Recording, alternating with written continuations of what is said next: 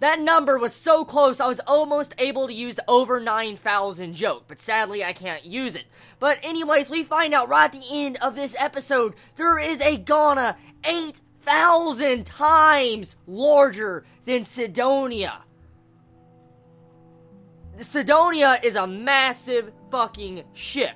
Well, we have seen how big this ship is, and they're saying that this Ghana coming towards Sidonia is 8,000 times larger. Oh my god. That is insane. How are you supposed to kill a Ghana that is literally Sidonia size? Okay, they may have these Kabisashi bullets, they may have these spears and all sorts of Kabisashi equipment that can take down Ghana, but how are you supposed to reach the placenta of a giant-ass Ghana 8,000 times larger than Sidonia? Because that placenta, if it's correct, it should be in the center of that entire beast. The only way I could see how you could possibly kill a Ghana of that stature is by going inside of it.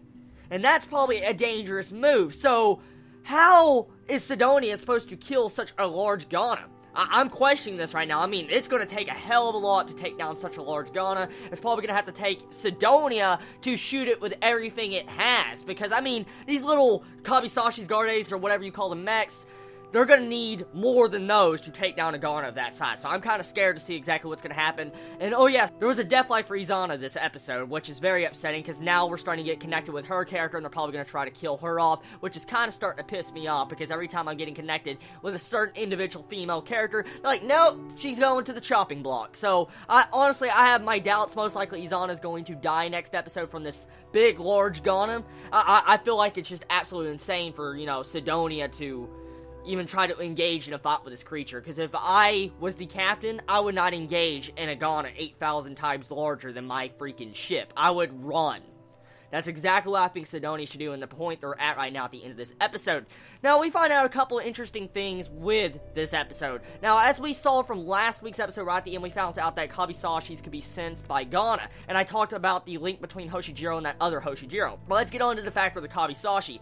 So, in this episode, we kind of find out where Kabisashi came from. As we already pretty much can guess, it's from Ghana, flesh. But Ochiai, the person I really didn't cover last week because there was not a lot of information for me to be able to cover him, I can cover him now because we find out that he used to do a human experimentation with humans in Ghana, and he fused a human and Ghana together to make this like dead creature in this episode. We see like this dead human Ghana body. It's just really freaking creepy. Reminded me of that Ghana from the first episode when it was assimilating into its placenta, and so that was a creepy scene. It was really creepy, and if I got that scene correct, hopefully I did, hopefully my subs were correct. They said that you could pilot it. You could pilot that?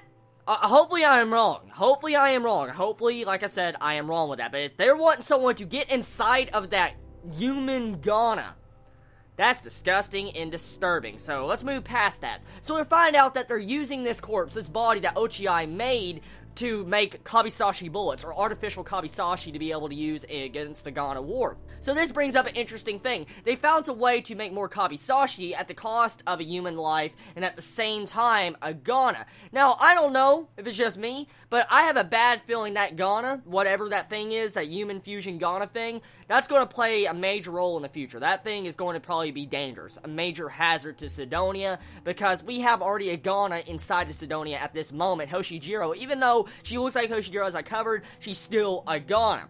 But she is showing human emotions. Like in this episode, we see Hoshijiro writing now with a pen and marker. And so, it shows you, like I said, the intelligence is increasing with this Ghana, and if it continues on, this Ghana is going to do something that's going to outsmart humanity. So, there's a lot of things to worry about right now. We have a giant-ass Ghana heading towards Sidonia, and then we have a Ghana already inside that's still alive. We don't know if it's friend or foe. And then we have a dead Ghana corpse that's mixed with humans, and most likely could be something very deadly if the Ghana get a hold of it. Because, I mean, we know the Ghana can sense Kabisashi, so they're most likely going to sense that to be able to gain it. Now, here's the big question. Why does the Ghana look at the Kabisashi? Is it a part of them, or do they sense it because of how deadly is it to them? If I'm correct, they also were talking about some form of radiation from the Kabisashi, so maybe it's because they can sense the radiation. that may be the reason, but we'll have to see more in the future.